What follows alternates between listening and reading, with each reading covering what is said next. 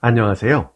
계용목 작가의 단편소설 신기루 낭독해 드릴게요. 작가에 대한 자세한 소개는 본 동영상 설명란을 참고하시기 바랍니다. 그럼 지금부터 작품 만나보실까요? 돈을 잡은 것은 확실히 유쾌한 사실이었지만 돈의 노예가 되는 것은 어디까지나 슬픈 사실이었다.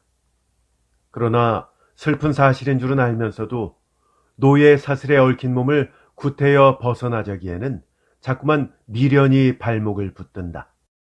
그것도 애초에 돈을 위하여서 돈을 잡자던 계획이었다면 모르되 생명과 같이 할 한낱 사업의 자금으로 많이도 말고 꼭 10,000원만 잡자고 체면에도 양심에도 다 눈을 감고 의지까지 희생해서 불면불휴 30대 청춘을 썩힘으로 기어이 손안에 넣은 그런 돈이다. 그런데 그것도 이젠 10,000원을 훨씬 넘어서 20,000원까지에 가까웠지만 돈이 손안에 들어오니까 돈에 대한 욕망은 그만치 커가고 욕망이 커가느니만치 마음속을 먹는 벌레는 차츰 깊이 파고 들어가서 돈에 대한 욕망을 깨끗이 씻어버리고자 하면 뒤미쳐 돈에 대한 욕망의 검은 손이 양심을 덮어 누른다. 오늘은 기어이 한군에게 회답을 써야 할 텐데 정함은 아직도 그 회답할 문구에 이렇다 마음을 꽉 정할 수가 없다. 한군의 뜻을 일러주자면 그렇다. 돈 10,000원이 나를 잡은 것은 사실이다. 군의 말대로 그것을 다 투자하면 잡지 하나는 넉넉히 해나갈 수가 있을 것이다.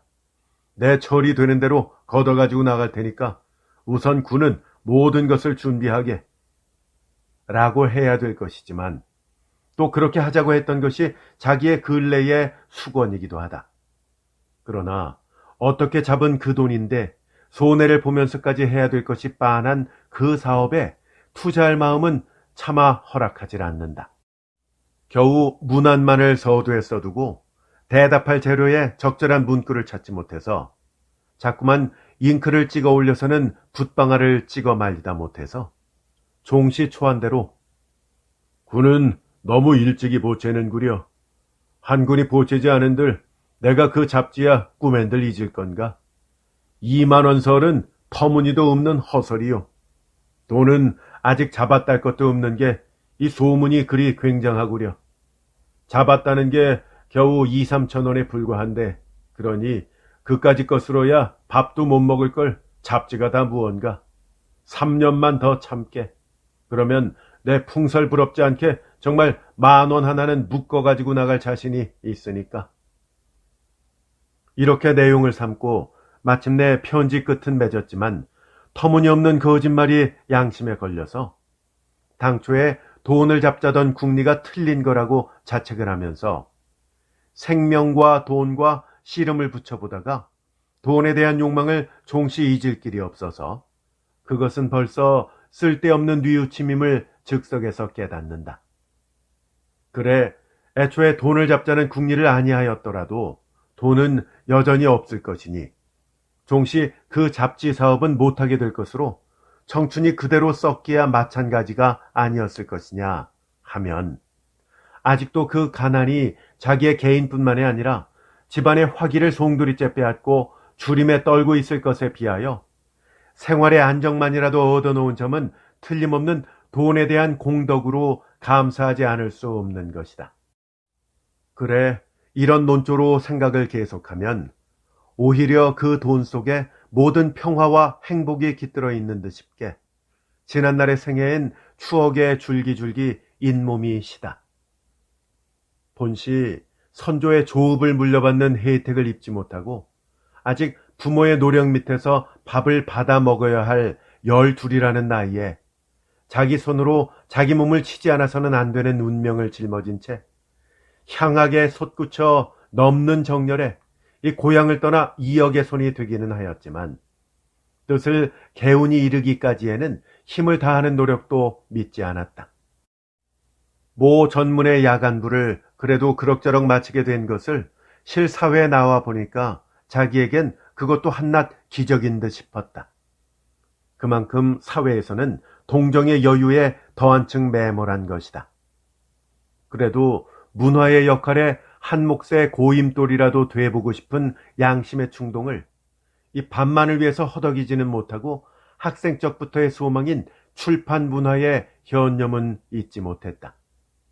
그래서 돈 있는 친구들의 교섭에 몇 해의 세월을 허비하였지만 될 듯 될 듯한 것이 알고 보면 모두 각자가 어려운 데서의 방패막임들이었다. 여기 정함은 청춘에 끓는 피가 보람없이 썩어나는 것을 통절히 가슴을 치고 아무 짓을 해서라도 돈 10,000원은 붙들어야 된다. 시골서 근근히 농사를 지어서 지내는 늙은 아버지의 주머니 귀를 털어가지고 이 북만으로 들어온 지가 7년째. 이 돈에다 생명을 거는 이 시절의 생활. 그것은 생활의 마디마디 모골이 송연하다. 처음 5전 10전짜리의 봉지를 상대로 아편 밀매를 시작한 것이 6, 7개월에 돈 100원을 수월히 잡을 수 있어서 앞길의 진전을 어느 정도까지 꾀할 수 있는 서슬에 그만한 것도 돈이라고 도적이 들었다. 앞가슴에 총뿌리를 겨누고 마주 서는데도 돈을 내어놓지 않은 것은 어리석은 짓이었을까? 생명을 판 돈이라 생명을 걸고 싸우지 않을 수가 없었다. 겨눈 총뿌리 앞을 날쌔게도 달려들어서 주먹으로 면판을 밭조아 거꾸로 치고 교묘히 몸을 피해낸 것은 지금 생각해도 장하거니와 안목에 한 놈이 또 파수를 보고 있는 줄을 뉘 알았으랴. 호각일성에 붙들린 몸이 돼서 돈은 돈대로 빼앗기고도 2개씩이나 받은 상처가 뒷가슴에 깊다. 쌍줄로 솟아 흐르는 피를 막아볼 여념도 없이 흐르는 대로 길바닥 위에 점점이 붉은 물을 들이며 방향도 없는 길을 허겁지겁 내달아 피한 곳이 만한 들판의 청초 속 풋수수 시절임이 다행이라 할 수 있었다. 그것으로 끼니를 이으며 공포 속에 치를 떨고 배겨있기 무릇 닷새에 다행히도 창은은 곪지 않고 자연히 순조롭게 치료가 돼서 다시 풀밭을 기어 나오기는 했지만 집에는 불까지 질러놓고 갔다. 몸 담을 곳이 없었다. 두루 헤매던 끝에 친교를 맺어오던 왕가라는 중국인의 호의로 임시 처소의 염려는 떨렸지만 앞길의 타개책은 여전히 아득하다. 무슨 짓인들 안 해보았을까? 거리에 짐꾼도 되어보고 곡괭이를 잡아보기도 하고 수 3개월의 육체 노동에 약질의 건강은 더 시달릴 길이 없이 골아떨어져 잠옷 그 몸 가질 바 태도에 아득한 판. 이 적지 않은 큰 마을에는 죽음의 계절을 만난 듯이 쥐병이 사람의 생명을 휩쓸고 있었다. 하루에도 몇십 명의 소홍장이 마을 밖으로 끌려나간다. 생사의 공포 속에 잠긴 이 마을. 그러나 이것이 정함의 생활타계의 천재이루의 기회가 될 줄이야. 문전의 출입도 완전히 엄금된 이 마을이라 시체의 처치가 곤란하다. 시체를 놓은 집들에서는 그 처치의 감당을 동네 사람들에게 원한다. 뒷산 높은 봉 위에서는 으리으리한 호령소리가 하루에도 몇 대씩 마을을 타고 흐른다. 몇 통 몇 호의 시체가 놓여 있으니 누구든지 내다 묻어주면 상당한 사례를 드린다고.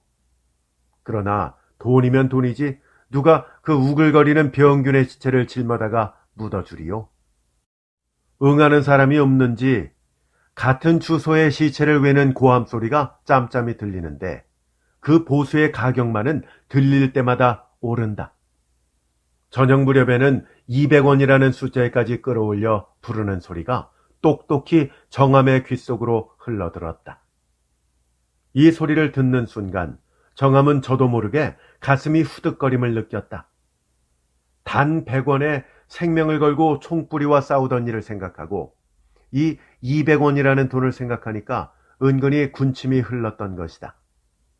처지를 생각하면 죽을 진학을 다 써도 지금 같아서는 청내가야 그 맛돈을 손안에 쥐어볼 것 같지 못하다. 요행 죽지만 않는다면 개서 더한 땡은 없다. 눈앞에 겨눈 총뿌리와 싸운 것을 생각하면 그것보다는 오히려 헐한 품이다.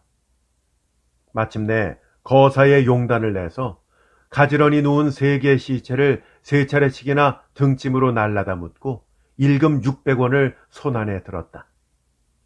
이를 일단 치르고 나니까 그것이 생시 같지는 않았다. 생존력이 있는 사람으로 정신에 이상이 없는 한 도저히 못할 일처럼 제 자신의 정신이 발랐었던가를 몇 번이나 의심하게 되는 나머지 깨름칙한 생각이 온몸을 공포 속에 떨게 하였다. 창자 속에는 호열자균이 실을 다투어 100마리, 1000마리 자꾸 번식을 하고 있는 것 같아서 금시 그것들의 작용이 복통을 일으킬 것 같은 생각에 물은 며칠 동안은 단잠이 이루어지지 않았다. 그러나 다행히도 배증 한번 하는 일 없이 그다름에 거리로 뛰어나와 언제나 한번 해보리라 하던 소망대로 명색 요리업을 차려놓았던 것이 소경이 문고리를 잡은 격으로 2억에 헤매는 가난한 호라비들의 주머니 귀를 털어내는 좋은 계기가 되어서 마침내 소욕의 돈을 묶어놓게 된 것이다. 그러니 누구의 경우가 이래도 그 돈이 허스럽지는 않을 것이다. 돈을 쏟치면 다시 그 고생을 하고 생각할 때에 정함은 더 이상 생각을 계속하려고도 아니하고 편지를 봉투 속에 집어넣었다. 고반상, 고반상, 고반도 하룻고상. 몇 번이고 불러도 응답이 없다. 고반산 떼봐. 짜증에 가까운 높은 음성이 다시 한번 관내를 찌르릉 울려내는데도 아무런 반응이 없음에 서기는 2층으로 달려 올라가는 양 쿵쿵쿵 층대를 밟아넘는 발자국 소리가 재다. 인연이 기어이 또 무슨 수를 피는 것이 아닌가? 정함은 괘씸한 감정이 불속 치받쳐 오른다. 번번이 주리떼를 내리나 듣지 않고 떼를 쓰는 하룻꼬다. 어디 한 번만 더 하고 별로 오던 차다. 뭐라고 대답을 하는지 보자. 서기의 발소리 끝에 그 색시들의 방문이 열리고 거기서 흘러나올 하룻꼬의 대답에 정함은 귀담아 정신을 모았다. 그러나 문소리는 열리자 곧 닫히고 되돌아 나오는 기척을 서기의 보고를 기다리지 않고도 벌써 하룻꼬가 2층에 없는 것을 알 수 있다. 없지. 없습니다. 어디로 달아났다면 큰 탈이다. 하룻꼬는 이 요리점의 존재를 말하고 있다. 하룻꼬의 단골이 얼마나 많은지 모른다. 그것이 흥이 없는 때 영업에 타격이 온다. 다시 구할래도 드문 계집인데 근심하던 차에 찾아온 손님 처리에 생각이 옹색한 판에 하룻꼬는 화장실에 있다는 보고를 받는다. 지 말은 뒤를 보았다고 하나 시간으로 보아서 20분씩이나 뒤를 보았다는 건 고지 들리지 않는 말이다. 역시 피난처가 그곳이었을 것임에 틀림이 없을 것이다. 괘씸한 생각은 당장 주리떼를 내리겠으나 손님이 기다린다. 독 깨질까봐 쥐를 못 치는 격. 손님을 보낸 뒤에 어디 보자. 흥분을 누르고 한마디의 훈계도 없이 모르는 채 서기의 지휘대로 내버려 두었다. 시간 손님이었다. 손님은 곧 돌아가고 고방은 나온다. 지독히 여윈 얼굴이다.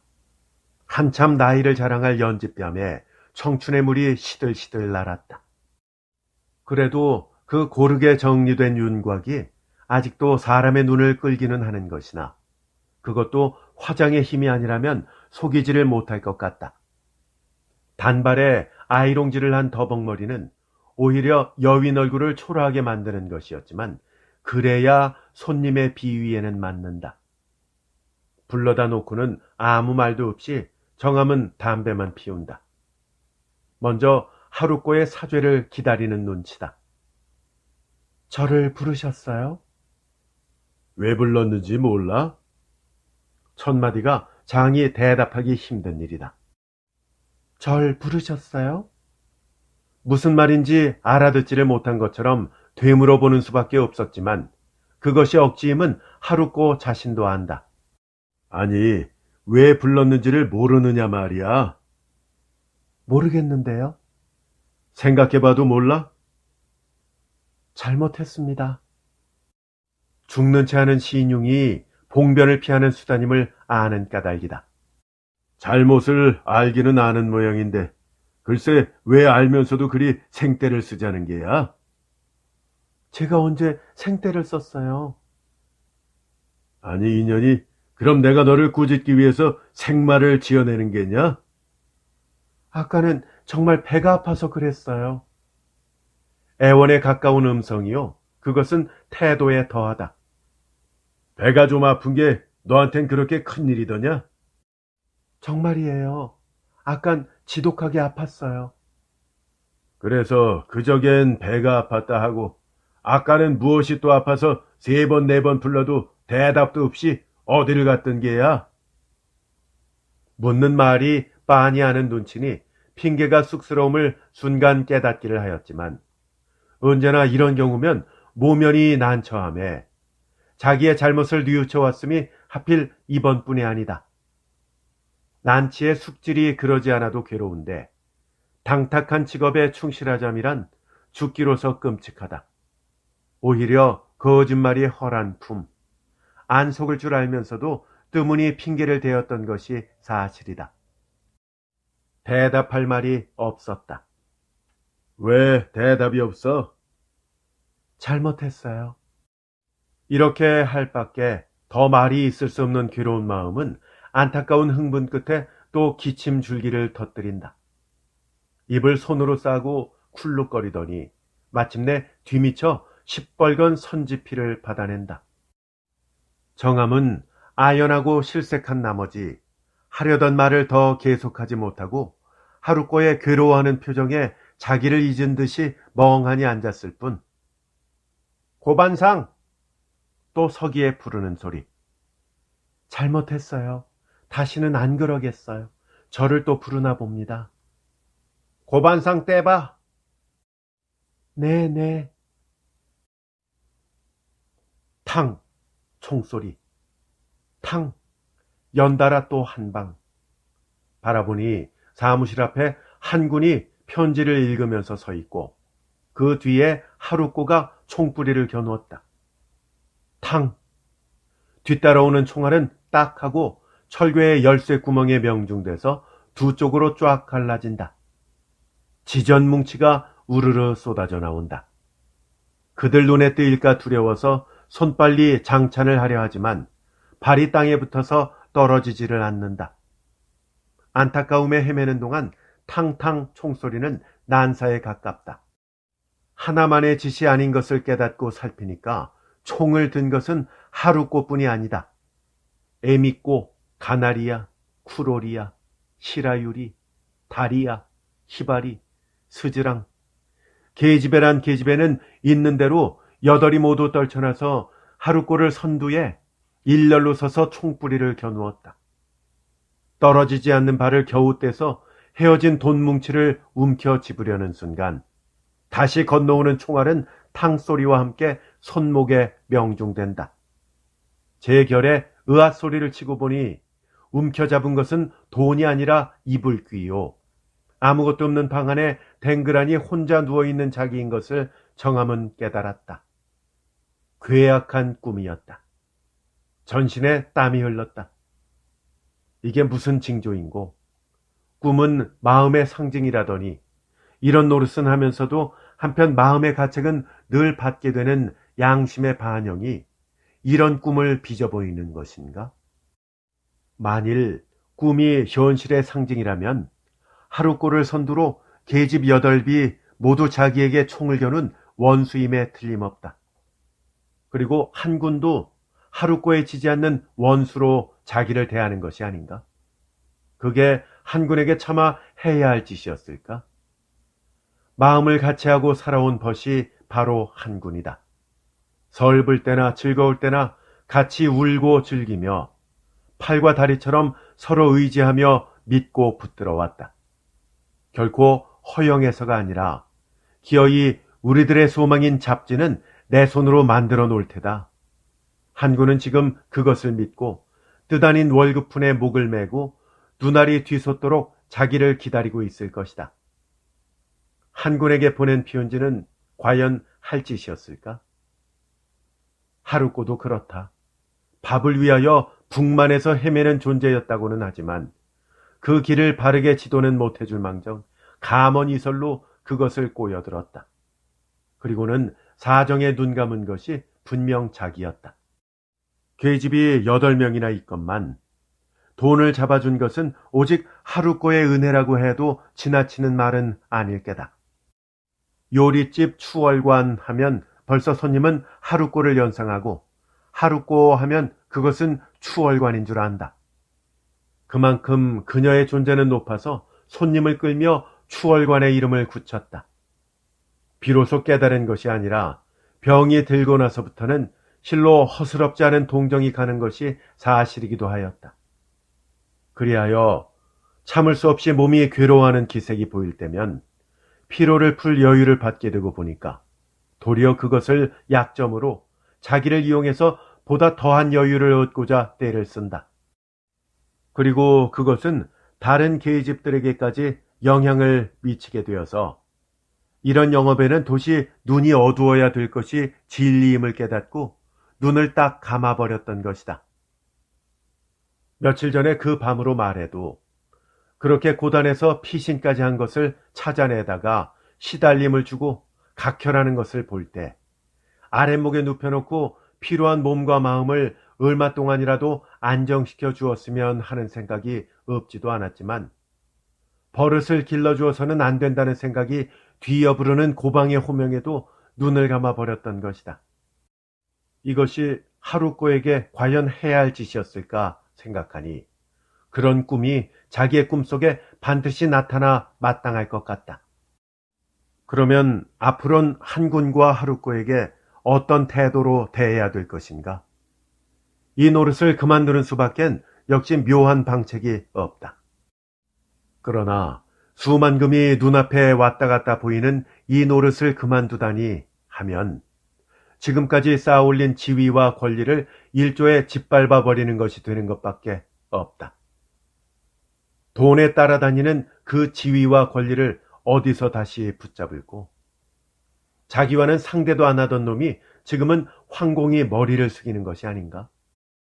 어차피 살아가자면 머리를 숙이고 살기보다는 들고 사는 편이 아무래도 상쾌한 일인 것 같다.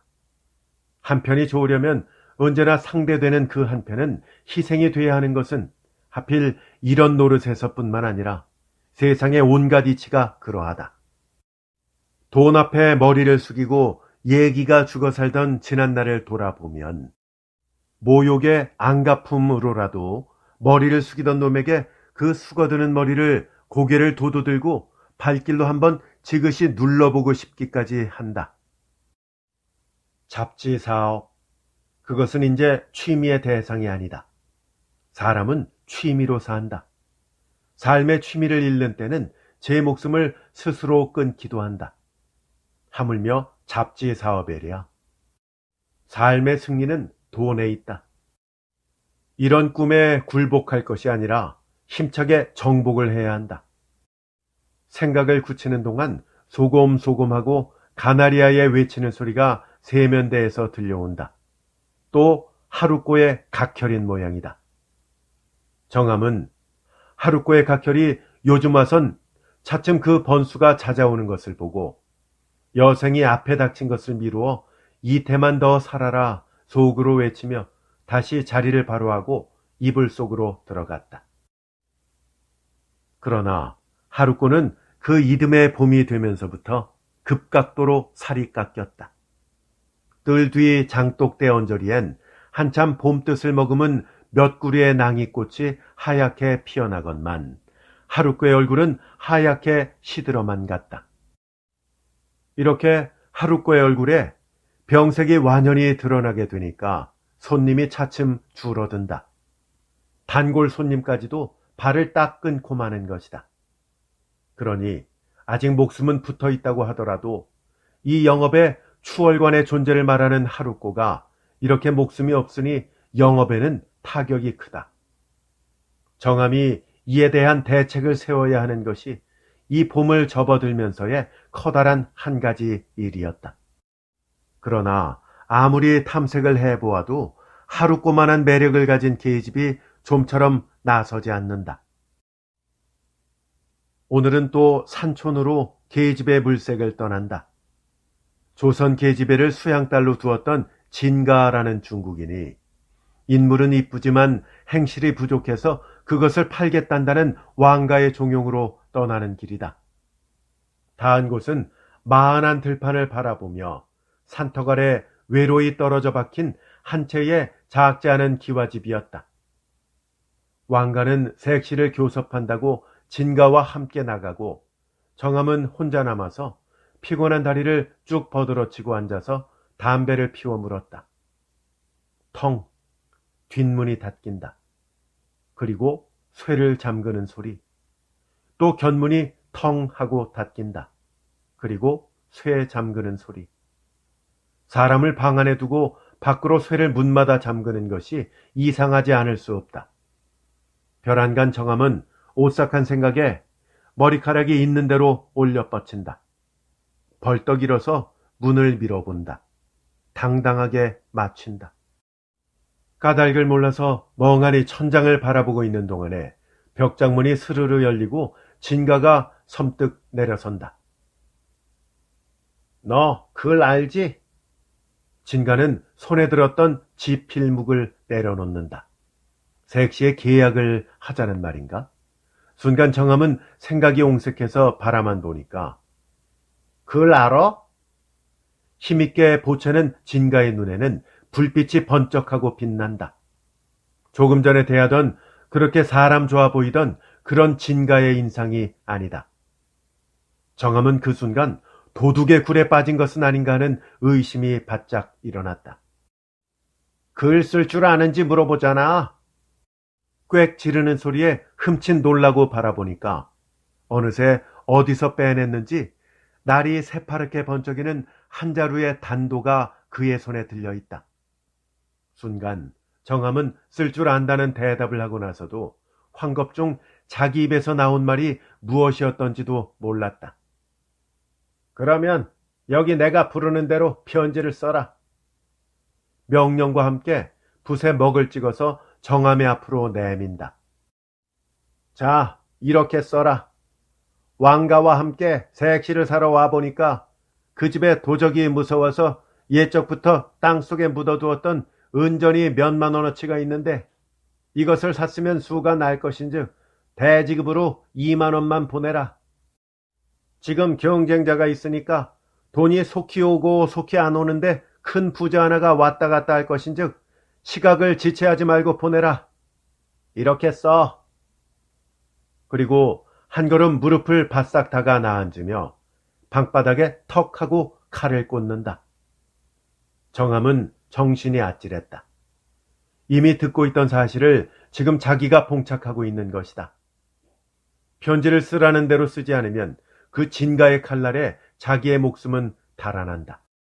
처음엔 귀를 베고 다음에는 코를 베고 그래도 말을 안 들으면 목을 자른다는 것이 그들의 행동인 것을 이미 잘 들어 알고 있는 사실이다. 그러나 편지를 쓰는 날이면 새빨간 몸뚱이로 권리도 지위도 다 잃고 한지에 나서는 날이다. 어떻게 이 자리에서 감쪽같이 몸을 피해낼 길이 없을까? 엉뚱한 생각에 잠겨보는 동안에 이놈아, 목숨이 귀하거든 빨리 써. 진가는 한 걸음 더 바싹 다가앉으며 칼자루에 손이 간다. 그래도 정암은 어떻게 잡은 그 돈이라고 차마 붓이 손에 가지 않아 머뭇거리니까 그래, 뭐 쓸 테냐? 후회 마라.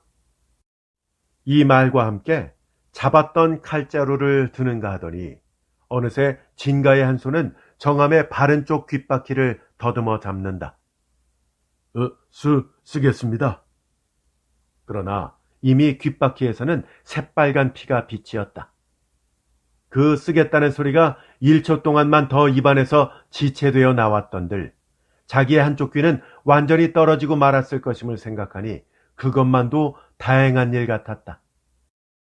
생명이란 이렇게도 귀한 것일까? 진실로 정함은 생명이 돈보다 귀한 것을 이 순간에 절실히 느꼈다. 다시 그 칼이 올까 두려워서 벌벌 떨리는 손에 붓대를 더듬어 들었다. 이튿날 아침에야 정함은 자기 정신으로 돌아왔다. 편지를 썼으니 아내는 의심 없이 돈을 보낼 것이요. 돈이 오게 되면 자기는 이 굴속을 벗어는 날 것이니 생명은 건지게 될 것이지만 그 옛날적 운명으로 다시 돌아가야 하는 것이 한없이 슬프다. 왕가 그놈을 친구라고 믿다니, 그놈의 꼬임에 빠지다니. 벗으로서의 왕가의 의리에 정함은 진저리가 나도록 몸서리를 쳤다. 그러나 그 순간 정함은 한군과 자기와를 또 문득 생각하고 다시 한번 몸서리를 치지 않을 수가 없었다. 왕가와 자기, 자기와 한군, 그것은 조금도 다름이 없었던 것이다. 계용목 작가의 단편소설 신기루였습니다. 재밌게 잘 감상하셨는지요? 저희 채널에 계용목 작가의 단편소설이 많이 올라가 있습니다. 목가, 시골로파, 오리알, 청춘도, 연애사파, 그리고 수달, 대표적인 백채아다다, 부부, 상환, 인간적, 시, 심원이라는 소설도 함께 추천드립니다. 모두 저희 채널에 올라가 있고요. 이 계용목 작가의 작품들만 모아놓은 재생 목록도 찾으실 수 있겠습니다. 검색이 불편하신 분들은 본 동영상 설명란에 링크 걸어두었으니까요. 참고하시기 바랍니다. 그리고 이 소설과 비교해서 강경애 작가의 단편소설 마약 함께 들어보시기를 역시 추천드립니다. 끝까지 함께 해주셔서 대단히 감사합니다. 안녕히 계십시오.